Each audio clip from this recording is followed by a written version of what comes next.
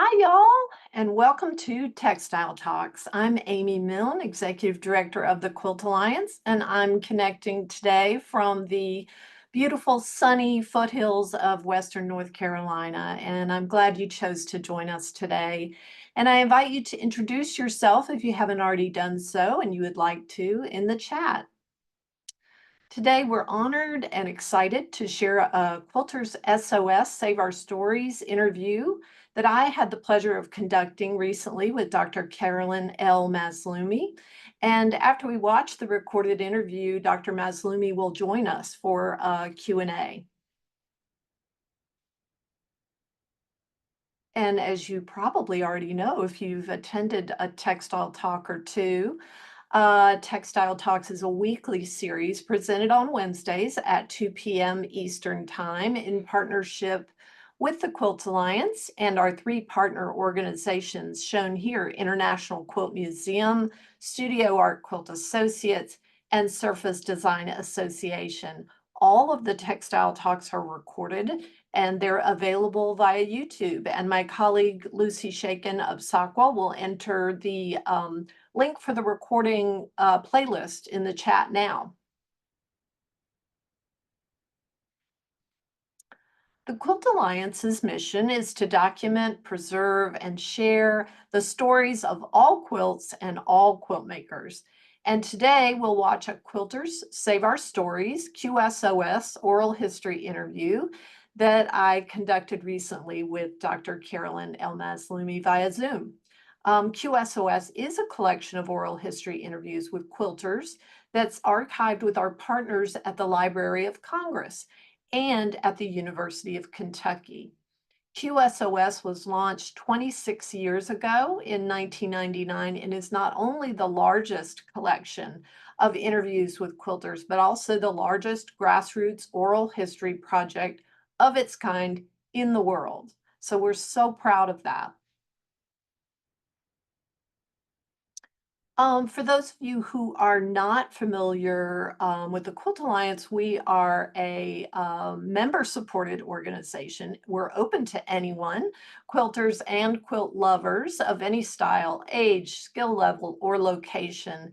And we have individual memberships and guild and group memberships, and our community has never been larger or more active. So we have some information. Lucy's put some information in the chat. If you'd like to join, there's a link there. And we're going to be using one link for most of the resources that we share today. And Lucy will share that as well. You can find all of the videos, all of the interviews, all of the information that I share on that one page. And it is also linked from our Textile Talks page. So just a quick reminder so that we can find your questions for the Q&A, please put those in the Q&A box. Use the chat box for greetings or technical questions. And there will be a survey at the end of the Textile Talk, and we really encourage you to give us your feedback and your commentary so we can keep improving the series. And we've enabled closed captions feature. We actually have a live person doing the captioning today. If you prefer not to view the captions, you can turn them on and off with the CC or live captions button. So, as I mentioned, today's program is a QSOS interview with Dr. Carolyn L. Mazloomi, and it was recorded with me via Zoom on January 17th. Dr. Mazloomi is an internationally recognized artist, curator, collector, and the esteemed founder of the Women of Color Quilters Network. She was also interviewed for QSOS in 2009, and you can find a link to this interview along with other links and resources shared in this Textile Talk, as I mentioned, on our website, and that's Textile Talks, March 2025 at the end of our main URL. I wanted to let you know too that this QSOS interview is part of a series of quilt documentation with communities of quilters who are currently underrepresented in the QSOS collection, including African American quilters, Native American quilters, Appalachian quilters, and modern quilters. Dr. Mazloomi is not only our interviewee today, but also an advisor on this project that has been supported in part by an award from the National Endowment for the Arts. So I also wanted to share a couple of other, many other projects that Dr. Mazloomi has been involved in. She's played a key role in supporting the Quilt Alliance, serving on our board for many years as an advisor and as a participant and a champion of our projects. She served as the interviewer for a 2017 interview with artist Michael Cummings, as part of the Quilters Take Manhattan event when we used to do things live and in person, and for Bisa Butler in 2021 on our virtual Quilters Take a Moment program. And I do want to mention and point out that both Mazloomi and Cummings are recipients of the National Heritage Award, a lifetime honor presented to master folk and traditional artists by the National Endowment for the Arts. So I'm pleased to present our most recent collaboration, a QSOS interview with Carolyn Mazloomi.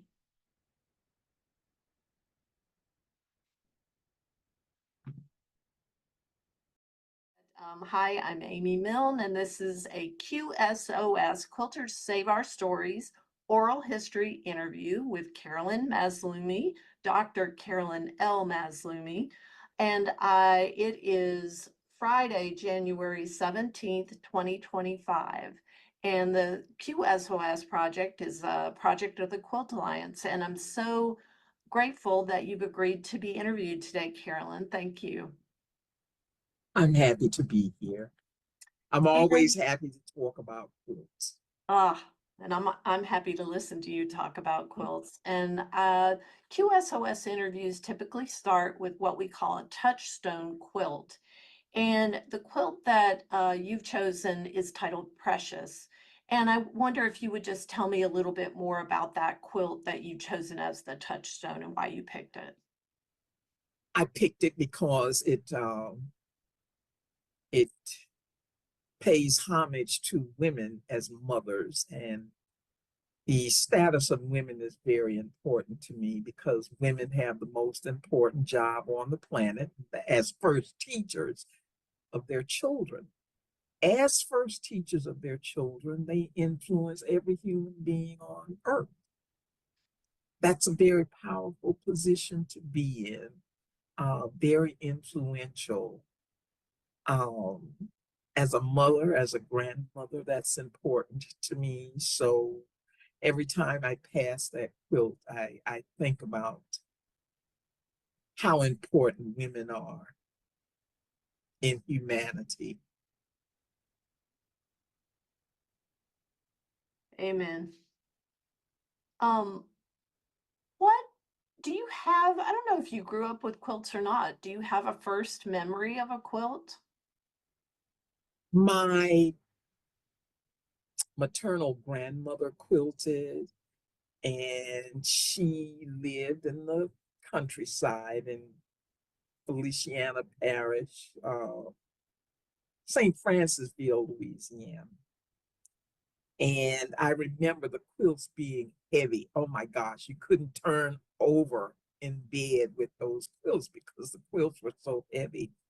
And I remember too, when my mother would see some of those quilts, she would tell me, well, this pattern came from a dress that I had as a child, or my sister, my mother's sister had as a young person. And my grandmother saved all those pieces and cut them up and put them in the quilt. So they were memorable for my mom seeing those pieces of her old clothing in the quilts. But yeah, my grandma's quilts were the first quilts that I remember seeing as a young person. And as you started becoming a quilt maker, you were learning, you've said that you were sort of self-taught. How did you start to learn? What was that process like then, and what is it like now? Well, I am a self-taught quilt maker, and initially I got a book, a how-to book on uh, quilting, and I made a simple 9-patch quilt and didn't really follow the directions. It didn't pre-wash my fabric, and I wanted to find cotton fabric, and it was at a time when synthetic batting was popular. I could not find the cotton batting, so I used first aid cotton. And for those people my age and older, uh, if they remember, the first aid cotton came in a little tiny box, and you got a square that was maybe 5 inches by 5 inches. And I got boxes and boxes of this cotton and laid it out on the backing of my quilt. And I kept having to go to the pharmacy to get more and more of this cotton. And one day the pharmacist just stopped me and he says, Carolyn, I don't know who is sick in your home, but at this point, I think you better get them to the hospital as soon as possible. So at that point, I think I had bought out the whole drugstore of this, first aid cotton. And then after the quilt was finished, I hand quilted it. And my children were young then. They used it and they got it dirty, and I washed it, and it got so distorted. The middle of the quilt sets up around the edges. It looks like a fried egg. It was terrible, absolutely terrible. Um, I'd like to think I've improved a lot since then, um, through visual learning and books. I taught myself. I started off making traditional quilts. I love traditional quilts. I love traditional patchwork quilts. They're my favorite kinds of quilts.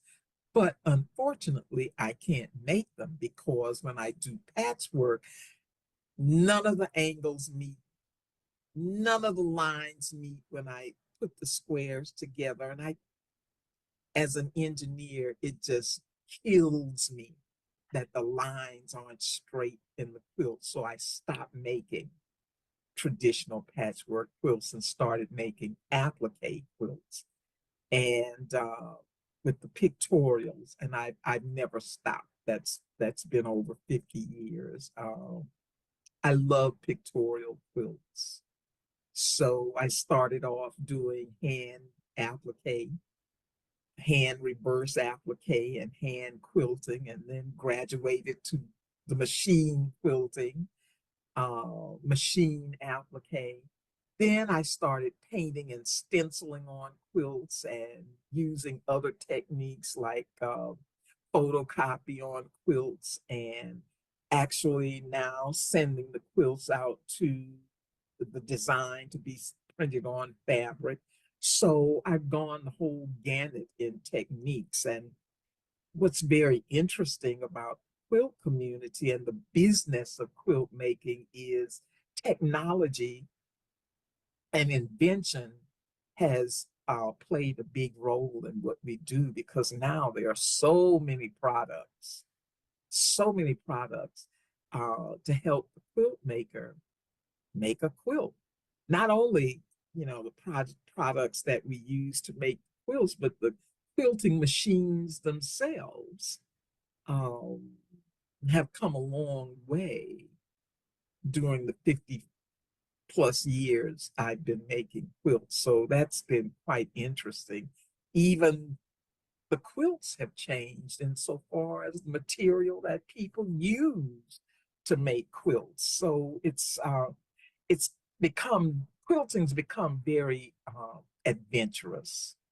I like to see all these innovative ideas that artists are using to create their quilts now. It's very interesting. And do you learn about those techniques through reading still, or do you look online, or how do you find out? Well, if I see something online insofar as techniques, I will read about it. I don't necessarily use it in my work, but I'm just curious as to how it's done. Um, so my first teacher, I guess, would be a book. I have to have a book for everything, and then supplement that with visuals. I love it. Um, so your work definitely has shown a transition of what kind of techniques you've used, and that's really exciting. And what so you have sort of an internal you have curiosity sort of leads the way for your work, and the subject matter that you've worked with over the years has been fairly consistent as well. Do you see that as you've really honed in on work about the civil rights movement lately? Um, my work always has mostly been about social justice issues, um, issues of race in this country, as well as the status of women, but more so race. And that, as a Black person living in the United States and being an artist, this is my choice uh, to visualize and talk about these issues and write about these issues. Um, and I think that stems too from my childhood.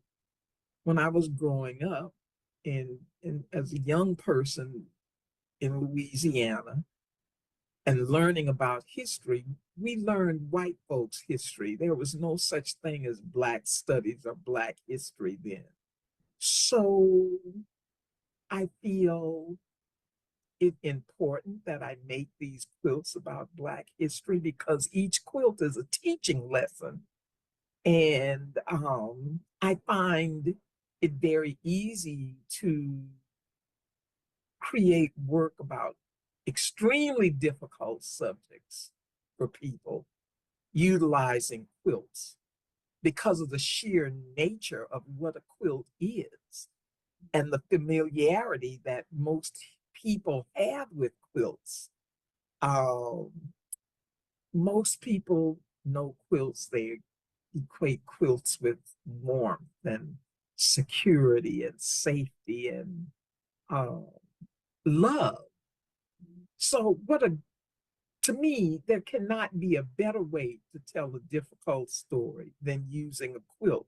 And then knowing for me that most of my quilts are placed in museums, that becomes important as well because we're better to have a conversation about difficult subjects than in a museum. You're in a safe environment to have such a conversation. So it's my hope that people will look at those quilts and learn something about Black culture, learn something about Black history, learn something about who we are as a people here.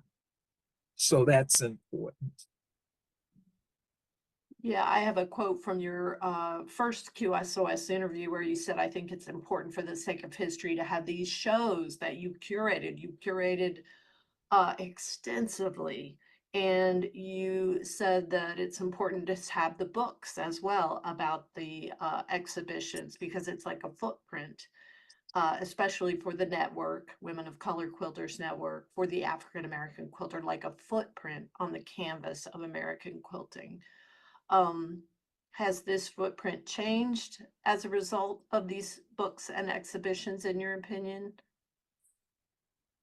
Because of the exhibitions and the exhibition catalogs that have been written about the shows and work from the Women of Color Quilters Network, I think it's made American quilt history more expansive to include the work of African American men and women. Were it not for these exhibitions, people would not know we exist. Um, we have to show the work. The work has to be seen. People have to know that African Americans have been participating in quilt making since they stepped off the boat. So it's important. The exhibitions are important, and the documentation by having quilt books and catalogs is important because that documentation will be here long after I'm gone. Um, and it becomes an important teaching tool for researchers that are looking into Black quilt history. They can have these books as references about not only the quilts, but the makers themselves. And underscores the diversity of that work and that it is not just what people Exactly. maybe think they should be It expecting. isn't, yes, yes, yes. It's quilt making is very diverse, not only in participation of the people, okay, but the design elements as well. So that's these shows are our footprint in the canon of American quilt history for African American quilts. And those quilts are inclusive of all styles and yeah, inclusive of all styles. We do it all from the traditional to the contemporary to the experimental. We have artists within the network that do a bit of everything. So that's good. And as the founder of the Women of Color Quilters Network, you have championed and helped and mentored so many artists, but your work has also, your own artistic work has been extensively exhibited. Just a few of the museums to list: Mint Museum, American Folk Art Museum in New York, National Civil Rights Museum, Museum of Art and Design, Wadsworth Atheneum Museum, and the Renwick Gallery of the Smithsonian Institution in Washington. Recently, one of your pieces was acquired by the High Museum in Atlanta. And what does that mean to you personally, and also as the leader of a group of other artists? The quilt that was purchased by the High Museum is called An Ode to Harriet Towers, the mother of African American quilt making. And it celebrates the life of Harriet Towers and her the two quilts that she made. One is in the collection of the Boston Art Museum, and the other's in the collection of the Smithsonian. But usually, when historians think about quilts, they always think about Harriet Towers first. So she's what we affectionately call the mother of African American quilt making. Last summer, we were privileged, the Women of Color Quilters Network were privileged to replace the missing gravestone on Harriet Towers' grave site in Athens, Georgia. So that was really an important event for the network to do that for Harriet Towers.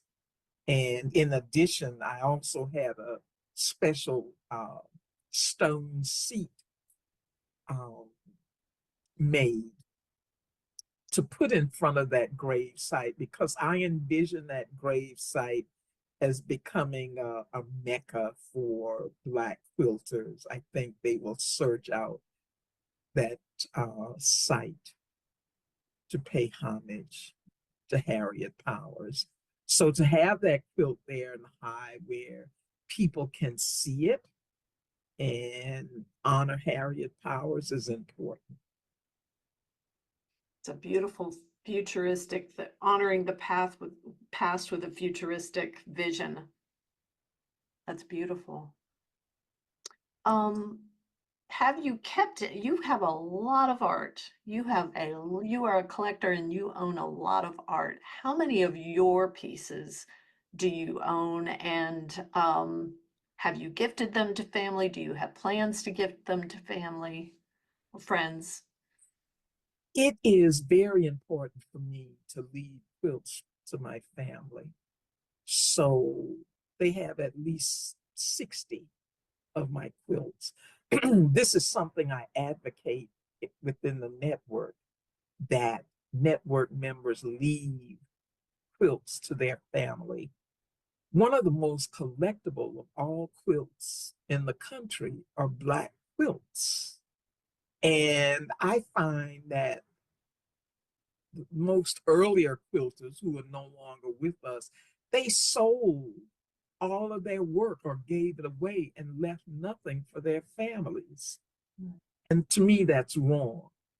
You have to leave something for your family. That's part of your legacy, and they have to share in that. So, yes, my family has a lot of my quilts. I love that. Um, Now that you have more time, well, in theory, um, to work in your studio, have you made any changes given that you have more time to devote to quilt making? What is your studio space like? What are your tools like? Has your process changed now that you're focusing more on that? Um, okay, my studio space I love because I love being surrounded by art. Not only quilts, I have quilts hanging, but I have paintings and African artifacts. I want to be surrounded by that because it's energizing and it's creative for me. It brings out, I think, the best creative energy. So I could live in the studio. I love it. Um, it makes it easier to work. I keep diaries of all my thoughts and my drawings. I have many, many books of these diaries, and I refer to them whenever I start a new project. I just look in the I look in the diaries and find something that I'm interested in, and then I'll just expand on it and draw out something and make it. But I'm quite dependent upon these diaries, especially as I've become older and more forgetful. I refer to them for everything. Are they Uh, written diaries or drawings Written handwriting? and drawings. They're Okay. written diaries and drawings. So yeah, I'm kind of lost without them. Um, but everything I need in my studio to do what I do is here. Because I now make black and white quilts, I don't have the large stash of fabric that I used to have. This wall behind me here used to be from the back to the front filled with fabric. And one day when my network members, Edjanetta Miller and Peggy Hartwell, were here, we packed up everything. It took us 3 days to pack up everything, all the fabric, and I gave it to them because I no longer needed it because I started working in black and white. So I didn't need that. Besides that, I am not a colorist. I'm not good with color. It took me forever when making a narrative quilt with colored fabric. It took forever to audition the colors to get the right palette. It took weeks, sometimes months. And I thought to myself, geez, I could have made the quilt by now while I'm auditioning this fabric. It's just such a waste of time. And I'm not a colorist. We have so many artists that are great with color, like Bisa Butler and Carolyn. These are people that, are colorists, and it's not me. So I love my black and white, and it's less taxing on the brain that I don't have to audition the colors anymore. So I was happy to get the fabric out of my studio. That's a very evolved and wise decision. So many people would maybe think that, and then they say, no, I should do it, but that's very impressive. Um, You have received so many honors. These are just a few. The Best Lomax Haws NEA National Heritage Fellow, United States Artists Fellow, American Textile Society Fellow, Ohio Heritage Fellow, American Craft Council Honorary Fellow, and I'm sure there are others that I have not listed, but you have been recognized by your peers in so many ways. But how do you want to be remembered? I want to be remembered as just plain and simply helping African American quilt makers get recognized for the work, the quilts that they made. That's it. Um, that's more than enough for me. Um, Knowing that I had something to do with that is the most important thing for me. That I helped get African American quilts more recognition and documentation of the work that Black quilters have made. Yes, you have. And what about as an artist? How do you want to be remembered as an artist or as just an individual human? Um, when I think in terms of the art, the quilts that I made, I want to be remembered as a kick-ass artist who made quilts about very difficult subjects that nobody else would touch. That's it. Indeed, you have. Anything else that I haven't asked that you'd like to say, Carolyn? Well, not really. Probably after we hang up and leave, I'll think of a cajillion things that I should have said. But I think for me, other than my family, the most wonderful journey I've had has been a creative journey um, with quilts. A journey not only with the quilts, but the people that have made the quilts. It has just been a life privilege to be involved in the national quilt community. It's it's just awesome. So the quilt makers and the members of the network, have embraced each other as family, and I think of them as family. My children have grown up with many of them for the last 40 years and know them as their aunts and uncles. So it's been a wonderful ride. It's been a wonderful journey, this quilt journey, all through thread, needle, and cloth. It's been wonderful. Beautiful. Thank you so much, Carolyn. You're welcome.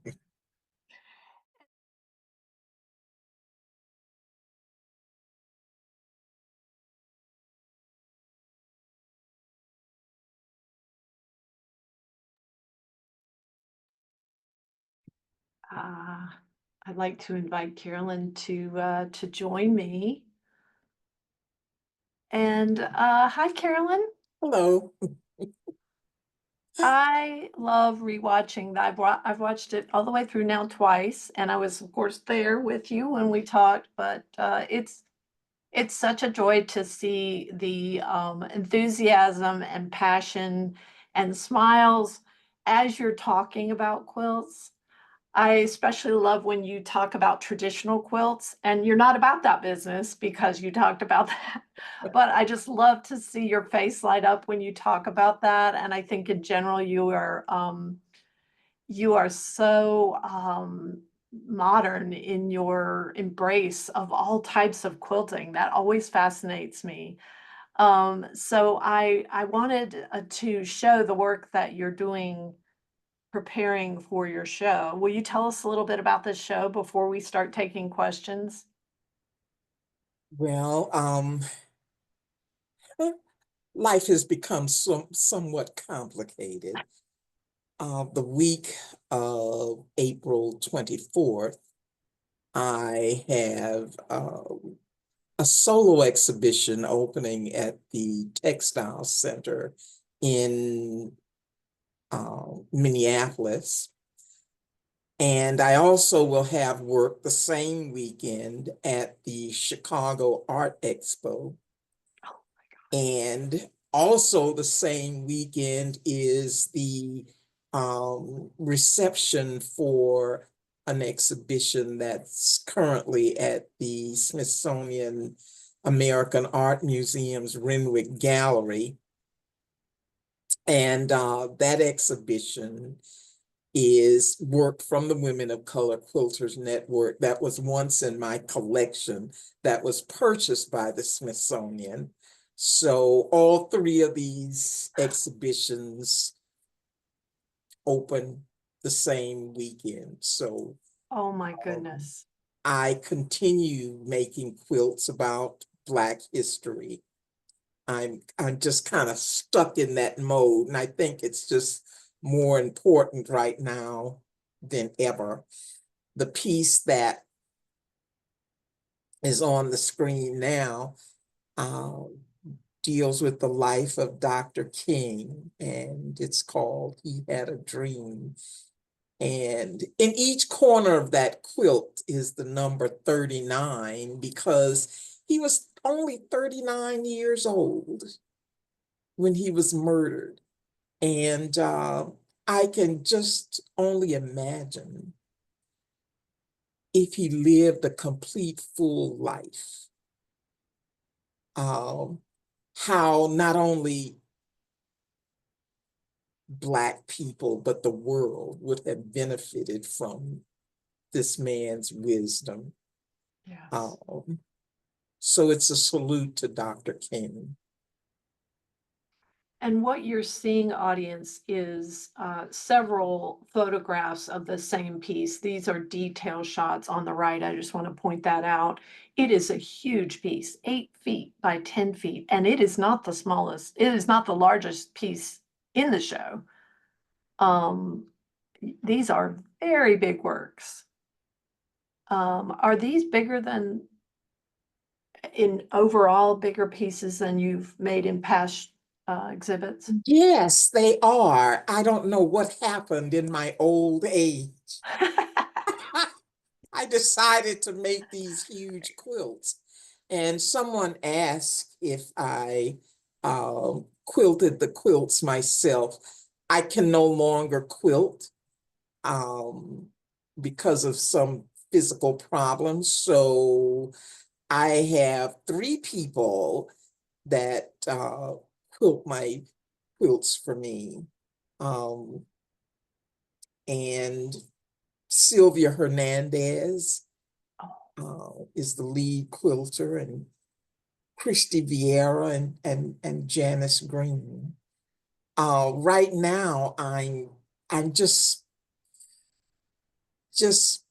making a lot of quilts. I think there's an urgency for me now that I'm nearly 80 years old to make as much work as I possibly can.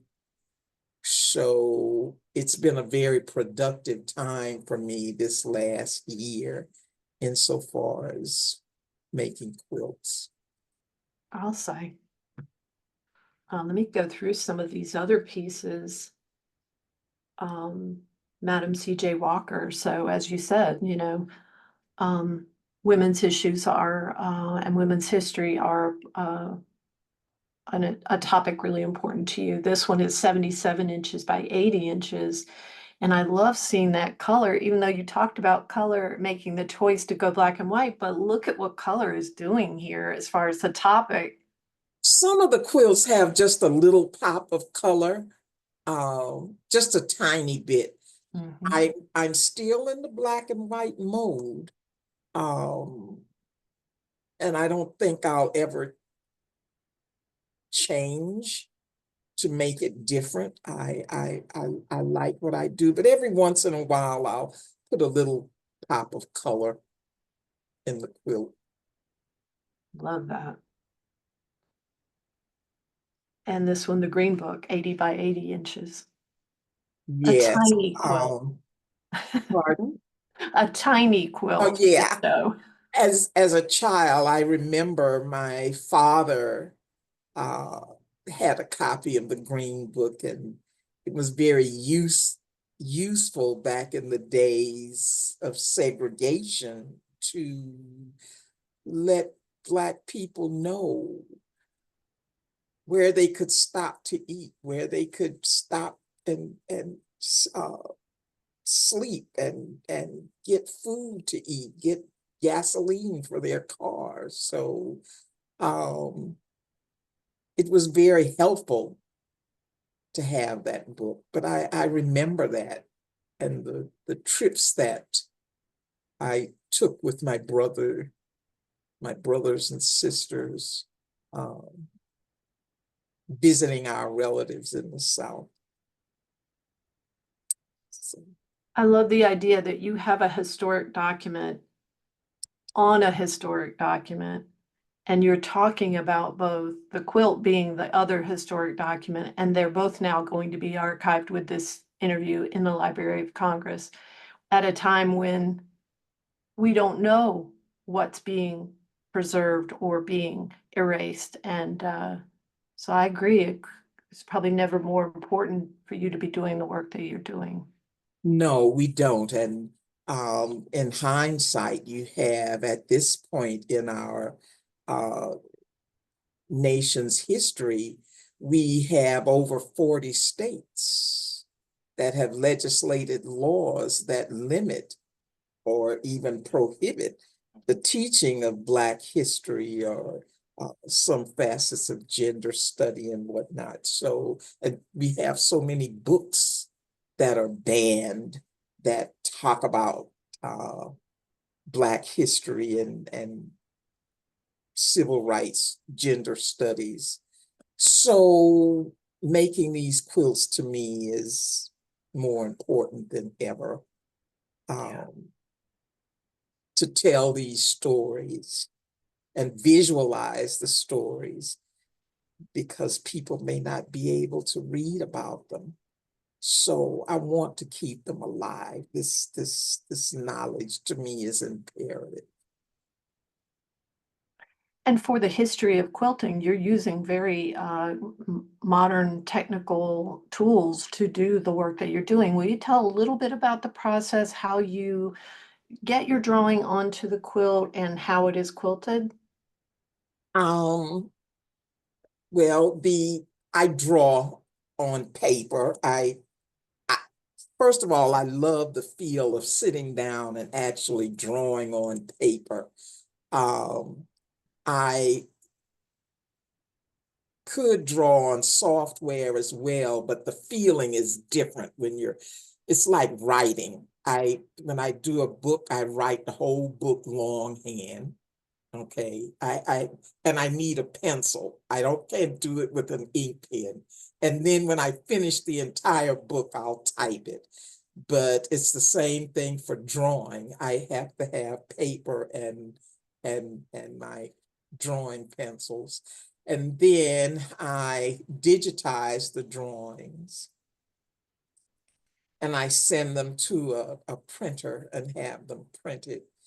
Then when I get them back, I'll enhance that drawing by either painting or stenciling on top of the top and writing on it.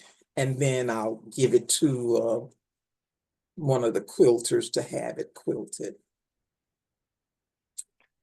And are they using a long arm quilting machine or? Long arms, yeah, long arm machines.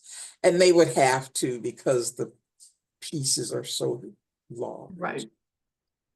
Yeah, massive. Let's see some other, yeah, This I think you, particular piece is called the Big Three, and it deals with three Black men that won the Nobel Peace Prize, and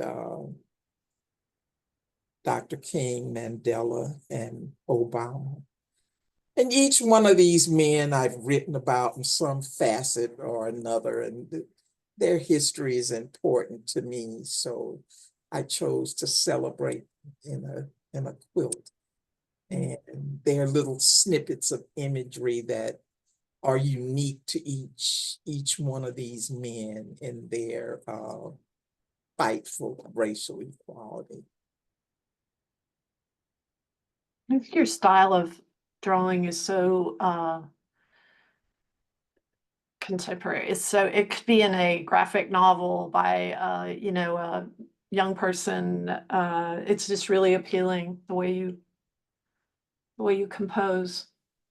Well, I call this hurry up drawing. It's really like I I have worked for coloring books, and I'm going to do a coloring book, but the drawing is very simplistic.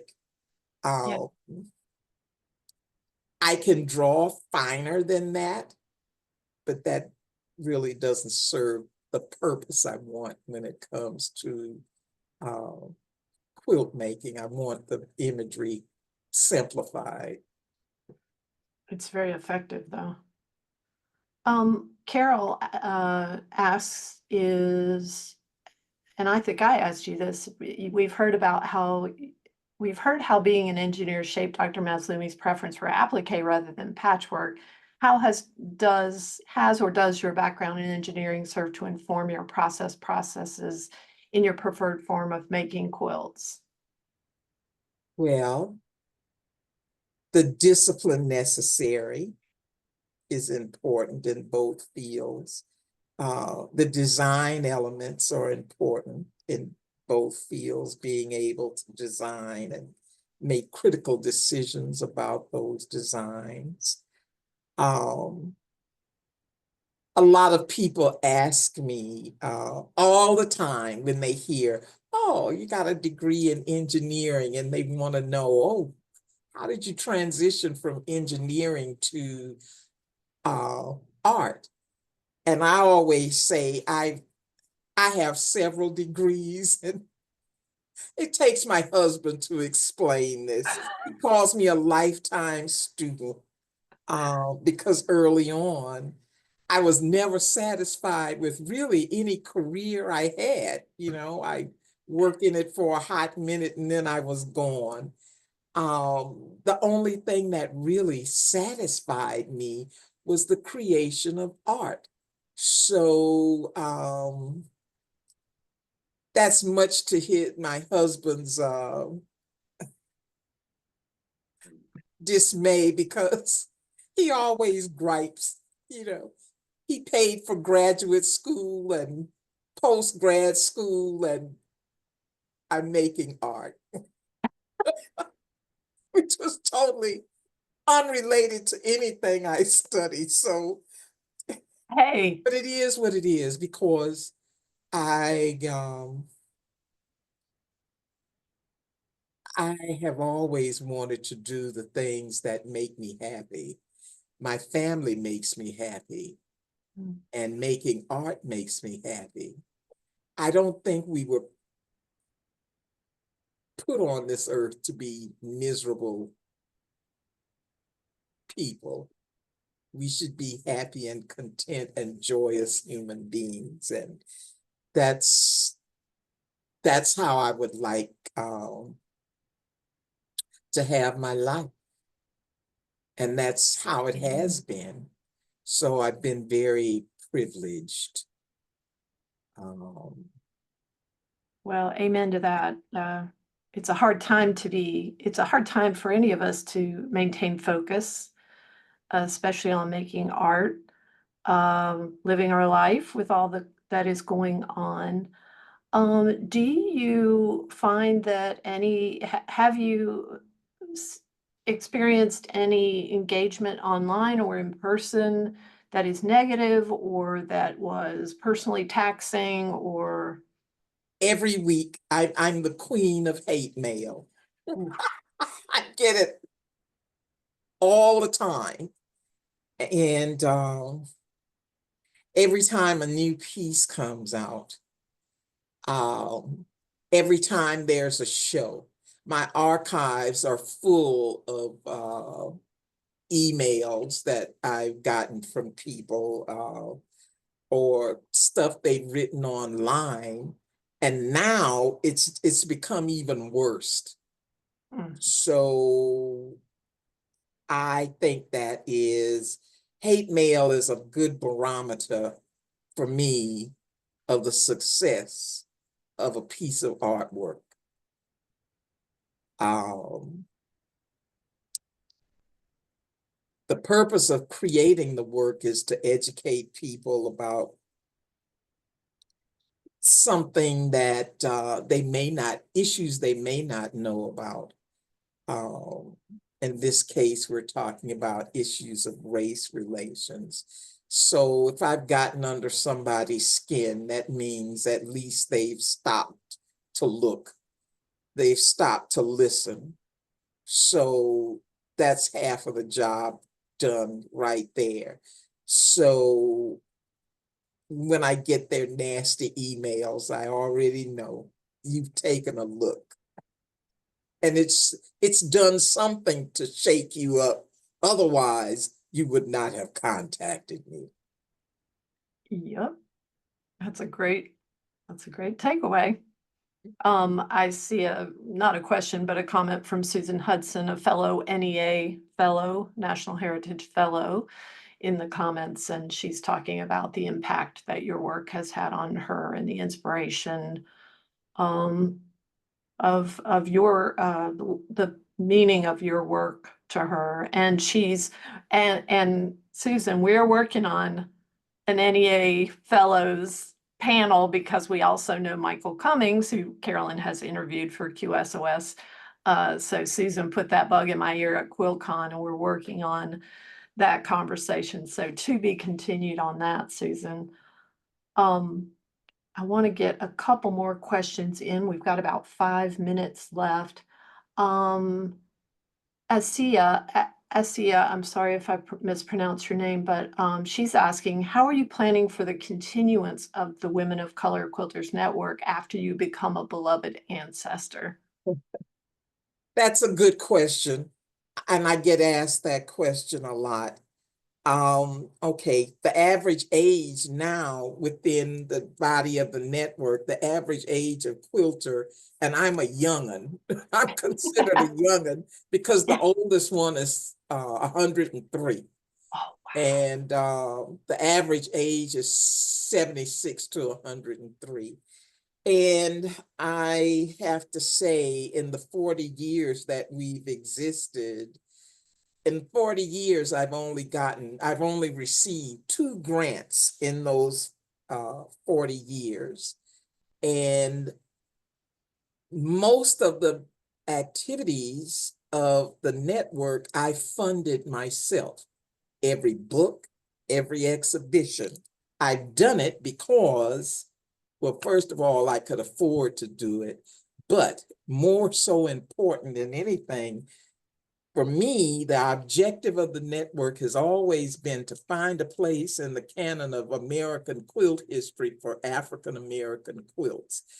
So, because there's no money in this, it's been difficult to attract somebody to lead the organization because um, there's no money in it.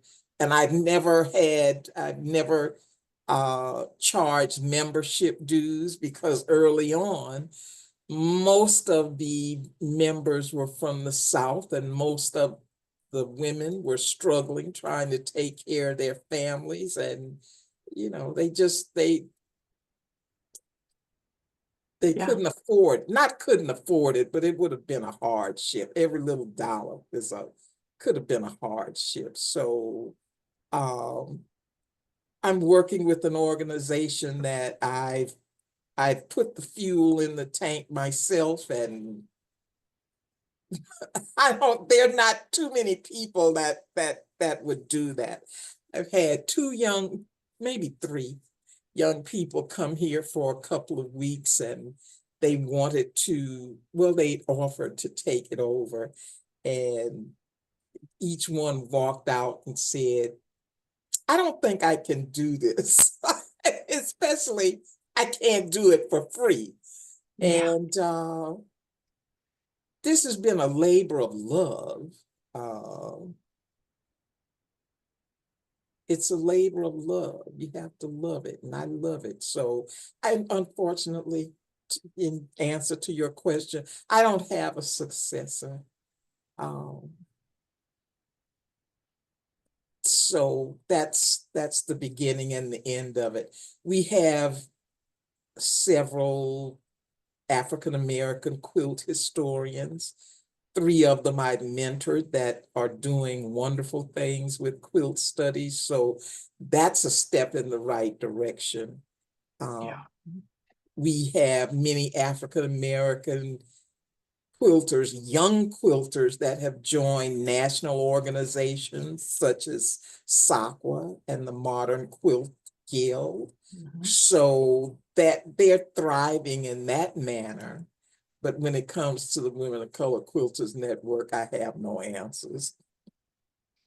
Well, you've provided all of the fertilizer, all of the base, the foundation for a future um, someone to pick up that wand. But as you say, it's a labor of love that most people don't understand the back. They The don't get it. yeah, Somebody just put on yeah. the comments that perhaps I could speak with Bisa Butler, who I've known for 20 some years now, and get her to take it over. People don't realize this is a full-time job. Yeah. It is a full-time job with no pay.